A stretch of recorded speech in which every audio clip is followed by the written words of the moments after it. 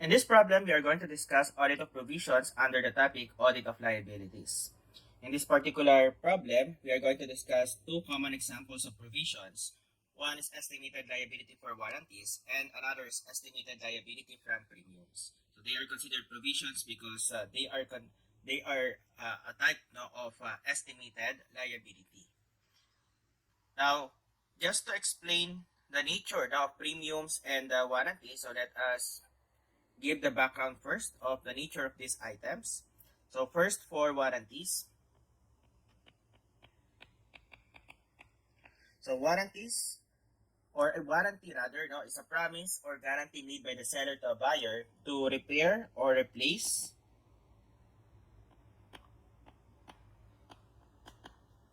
the product if that becomes defective or fails to meet certain standard within a specified period. So, for accounting purposes, warranties are recognized as liability because they represent future obligation for the seller. But since the obligation is in the future, it is estimated. That is why it was considered a provision, as we mentioned earlier. Now, when a seller provides a warranty, they must estimate the expected cost of fulfilling the warranty claims and record that as liability in the financial statements.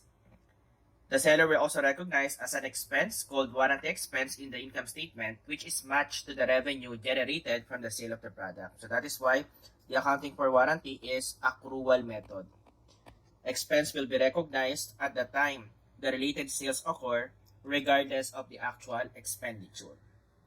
On the other hand, a premium is typically a sales promotional activity providing incentive to customers to encourage them to purchase the product or service. So examples of premiums include offering a gift every time a customer makes a purchase, providing discount on future purchases, or even providing loyalty points or programs.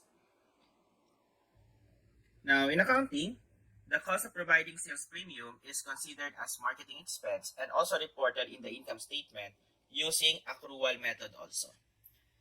And that is why the company may need to recognize liability for any outstanding premiums that the entity expects the customer to redeem but have not yet been redeemed as of the reporting date or period. Now, to illustrate, let's have the following problem. So, background of the problem, the company carries a wide variety of music promotions, in this case, warranties and premium to attract customers. So, musical instrument and sound equipment are sold in a 1-year warranty for replacement of parts and labor. The estimated warranty cost based on past experience is 2% of sales. So, in this case, there is an involved estimate on the part of the management. So, that is why in audit, when an item involves judgment and estimate, so we have to test also the reasonableness of that estimate or judgment on the part of management. Like for example, by comparing the actual history of that warranty cost over the past years or period. And the next, the premium is offered on recorded and sheet music. Customers receive a coupon for each peso spent on recorded music or sheet music. Customers may exchange 200 coupons and 20 pesos for an AM/FM radio. The company pays 34 pesos for each radio and estimates that 60% of the coupons given to customers will be redeemed. Now, the total sales for the current year were 7.2 million. 5.4 million from musical instrument and sound equipment, and 1.8 million from recorded music and sheet music. Replacement parts and labor for warranty work totaled 164,000 during 2022. So this is the actual expenditure. A total of 6,500 AM/FM radio used in the premium program were purchased during the year, and there were 1,200,000 coupons redeemed in the current year. This one. So accrual method is used by the company to account for the warranty and premium cost, so as we have discussed earlier, for financial reporting purposes. The balance in the accounts related to warranties and premiums on January 1, the beginning of the year, were as follows. So inventory, 39,950, estimated premium claims outstanding, 44,800, and estimated liability from warranties, 136,000. Requirement. Determine the amounts that will be shown in 2022 financial statements for the following. So first, warranty expense. So as we mentioned earlier, this is based on accrual method. So the expense should be matched against the revenue. So in this case, requirement number one, warranty expense. So we get the total sales for the year. The total sales for the year for musical instrument and sound reproduction equipment. So because those were subject or the ones subject to warranty is 5.4 million pesos. So not the entire 7.2 because the 1.8 million pesos recorded music and sheet music are not subject to warranty. So we have sales subject to warranty, 5.4 million pesos. Multiplied by the expected rate of repair, 2% of sales or cost of repair, 2% of sales. Then we get the warranty expense for the period. So that is 5,400,000 multiplied by 2% equals 108,000.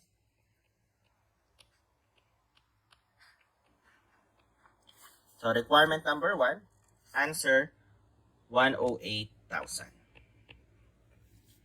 Next, estimated liability from warranty at the beginning of the year. So we can refer to the beginning balance based on the given. So beginning balance is 136,000. So estimated liability from warranties.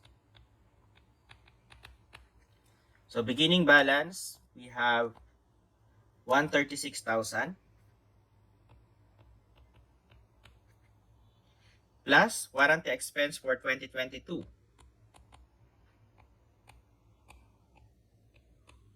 which is 108,000 from number 1, less actual expenditure.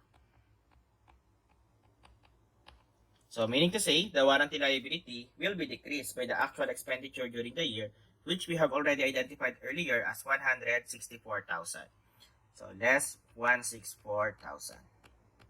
So let us compute the ending balance. So 136 plus 108,000 less 164,000. So answer 80,000 pesos. So requirement number 2, 80,000 pesos. Or alternatively, you can also use a T account to solve for any of the missing item in the estimated liability from warranty. So the T account for estimated liability for warranty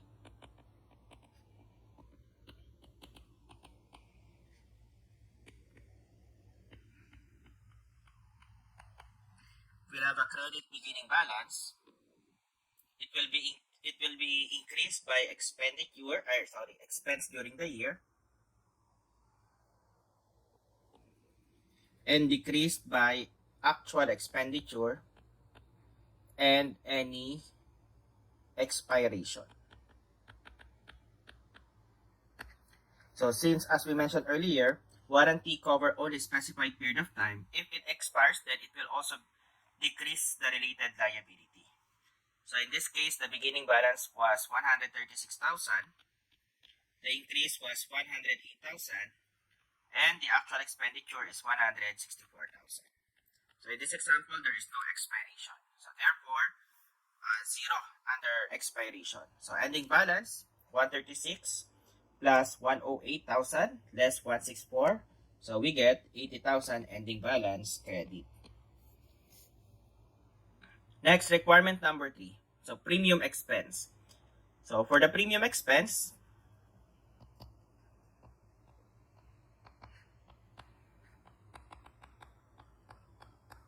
also accrual method based on the sales during the year. So the sales where premium is related would be the sale of recorded music and sheet music, which is during the year 1.8 million pesos. So each peso corresponds to 1 coupon. So therefore, total sales 1,800,000. Let me check that. Yes, 1,800,000. But take note that based on the experience of the company, only 60% will be redeemed. So therefore, the expense should only be based on that estimate of the management, not the entire amount of the sales. That is 1.8 million pesos. So multiplied by 80%. So estimate redemption 60%. So 1.8 multiplied by 60%. So the estimated coupons to be redeemed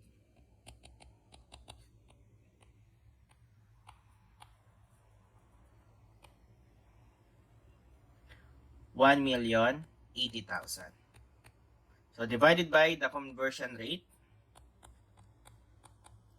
So according to the problem, for every 200 coupon, 1 radio will be provided. So which is the premium item. So therefore, 1,080,000 divided by 200. So the expected redemption is 5,400 radio. So this is the estimated premium to be distributed. So multiplied by net premium cost. So net premium cost is the cost of the premium. So in this case, 34 pesos in this paragraph. So plus any shipping or delivery cost. In the case of the problem, there is no shipping or delivery cost. So let's skip that. And less any amount to be received from the customer. In this case, 20 pesos is expected to be received from the customer. So we'll have to deduct that to arrive at the net premium cost. So going back to our solution, so less net premium cost, 34 pesos, less 20 pesos. Again, in case there is shipping or delivery cost, it will increase the cost of the premium. So in this case, net premium cost, 34 less 20, 14 pesos. So premium expense during the year, 5,400. Expected premium to be distributed, multiplied by 14 pesos, we get 75,600. So requirement number 3, 75,600. Next, inventory of AM/FM radio. So for premium inventory, so we need the actual cost of the premium item. So premium inventory at the end of the year. So let's start with the beginning balance. So beginning balance of the premium, we have 39,950. So let's use that. So 39,950. Add purchases. So it's similar to the computation of inventory. So add purchases. So in this case, according to the problem, a total of 6,500 radio were purchased during the year, and the cost is 34. Now, in computing for the cost or inventory of the premium, the relevant amount will only be the cost of the premium item. So we will not deduct the 20 pesos to be received from the customer. So the net premium cost that we discussed earlier would be relevant in the calculation of expense and liability. But for the purposes of computing the cost of premium inventory, so we just need the cost of the actual premium item, and we will not be deducting the 20 pesos to be received from the customer. So in that case, so how much was purchased? 6,500. So 6,500 multiplied by 34 pesos. So 6,500 multiplied by 34 pesos. So we get 221,000. Less actual redemption. So not the expense, because this one is only estimated. But the actual redemption for the year, according to the problem, so 1,200,000 coupons were redeemed in 2022. So that would be 1,200,000 coupons divided by the conversion rate, 200, times 34 pesos. So 1,200,000 divided by 200. So this is the actual number of premium items distributed, 6,000, multiplied by 34 pesos.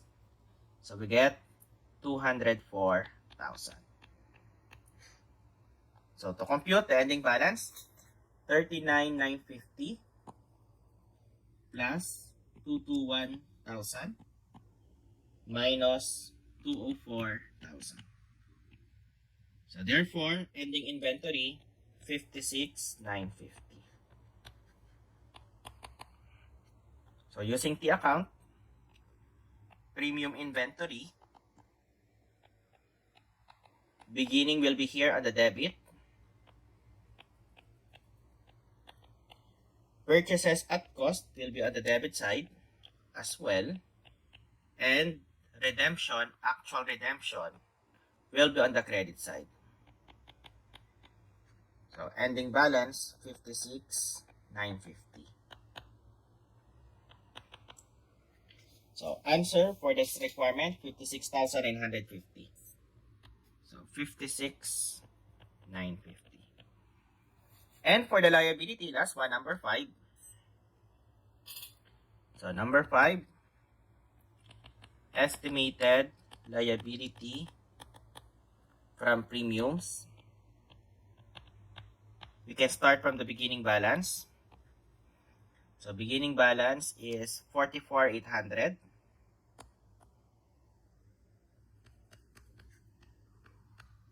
Then add expense for the year.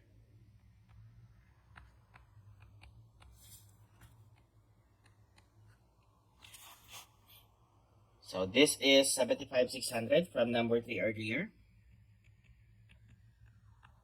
Less actual redemption.